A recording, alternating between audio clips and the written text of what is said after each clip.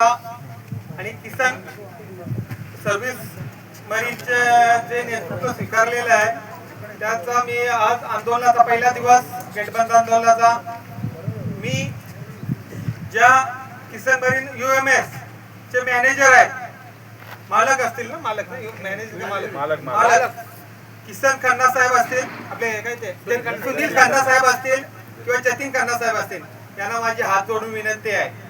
कारण मी समाजासाठी हात जोडतोय, याचा अर्थ नाही की हात जोडतोय याचा अर्थ की आम्ही काही कमजोर नाही. परंतु जतीन खन्ना साहेबांना एक विनंती आहे दोन्ही बाप बेट्याला की आपण जो पगार आहे तो त्वरित त्यांच्या खात्यावर जमा करावा, नाहीतर हा आंदोलन गेट बंद आंदोलन तीव्र होईल. जे बाप बेटे जबाबदार असतील, 3 महिन्याचा शोषण केलेला आहे, उन्हातान्हात काम केलं आमच्या कामगारांनी, जबाबदारी घेतलेली आहे. कारण त्यांना कामगारांची एक जाण आहे, ज्याला जाण होती, जो जबाबदार माणूस होता, जो खन्ना नावाचा सुनील खन्ना जतीन खन्ना, पण त्यांनी काही जबाबदारी घेतलेली नाही. परंतु DP शेट्टी साहेब यांनी कल्याणवरून येऊन कामगारांचा प्रश्न मार्गी लावण्यासाठी स्वतः प्रयत्न केलेले आहेत.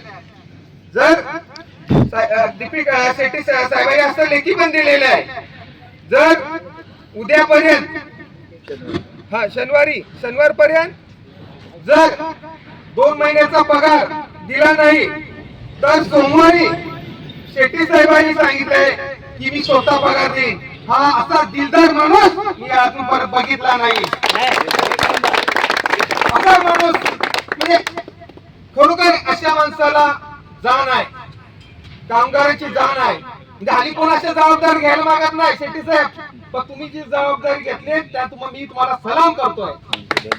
कारण अशी जबाबदारी कोण घेत नाही. आज खरंच तुम्हाला मी एक नमस्कार करतो. अशी माणसं पाहिजे, कामगारांसाठी पाहिजे. आता एवढा म्हणजे आज उन्हा 2 दिवस झाले उन्हा तानात आहोत. एक तुम्हाला माझी विनंती आहे, हा यार्ड आहे याची जरा व्यवस्थित हे करा, फिनिशेशन करा व्यवस्थित. किती प्रदूषण होतंय. आणि माझं आजचं आपलं जो आंदोलन तूर्त स्थगित केलेलं आहे. सोमवारपर्यंत आपल्याला शेट्टी साहेब करतील, त्याही न केलं. आणि मंगळवारी पुन्हा सांगतो मी, मंगळवारी पुन्हा आम्ही गेटवर येऊ. पण तुमचा विश्वास आहे ती वेळ येणार नाही. आणि एवढे बोलून मला 2 शब्द संपवतोय. जय महाराष्ट्र.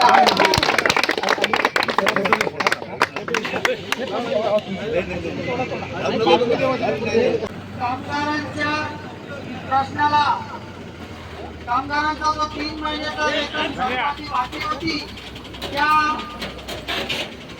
कामाला, त्या वेतनाला, त्या 3 महिन्याच्या कामगारांच्या वेतन आंदोलनाला जी वाचा फोडली ते आमच्या आदरणीय अजितदादा म्हात्रे साहेब यांनी जो प्रश्न मार्गी लावून धरला आणि असाही लावून धरला की तो मार्गी त्यांनी मार्ग एकदम मोकळा करून ठेवला.